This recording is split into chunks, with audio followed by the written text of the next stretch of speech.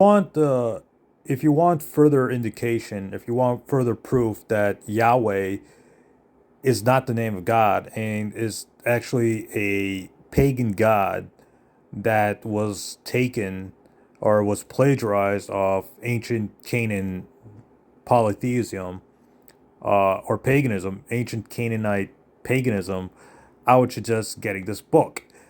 This book is called Yahweh and the Gods and Goddesses of Canaan, by John Day. So who's John Day? Let's take a look. John Day is the professor of Old Testament studies in the University of Oxford and fellow tutor of Lady Margaret Hall, Oxford. So basically, this guy is a professor of Old Testament studies in Oxford. So I'm guessing he's from England. So he's probably got that English accent. So he probably has a stick up his British ass. But the point is, he's probably very educated. And now notice what the product is. Now notice what this book, what the summary of this book is saying. Day assesses that. Here's the important part. Day assesses that what Yahwehism assimilated from these deities and what came to reject. More generally, he discusses the impact of Canaanite polytheism on ancient Israel and how monotheism was eventually achieved. Further, it says, or before that, it says, the work considers in detail the relationship between Yahweh and the various gods and goddesses of Canaan, including the leading gods El and Baal and the great goddesses Ashura, Ashtoreth, and Anat. Uh, in the beginning, it says this master book is a climax of over 25 years of study on the impact of Canaanite religion and mythology on ancient Israel and the Old Testament. So basically, this book is basically proving that Yahweh, the name of Yahweh, came from uh, an ancient Canaanite polytheism or paganism. So it's no wonder why Islam or the Prophet Muhammad would never say that name, or the Quran would never mention the name of Yahweh, because that's not the name of God to begin with. That's the name of a pagan god.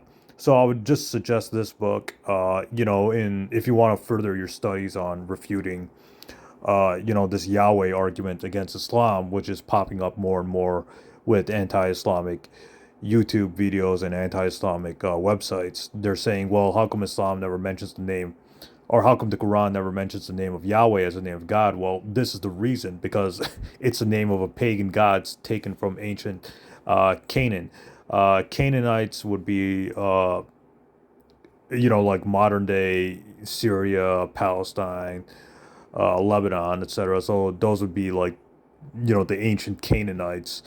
They're Middle Eastern, or they're Semitic or Arab, ancient Arabs before the rise of Christianity and Islam. I guess Canaanites and all those people were part of what we call the Middle East, being Lebanon, Palestine, Syria, Jordan, etc., etc. So Yahweh actually came from ancient paganism, and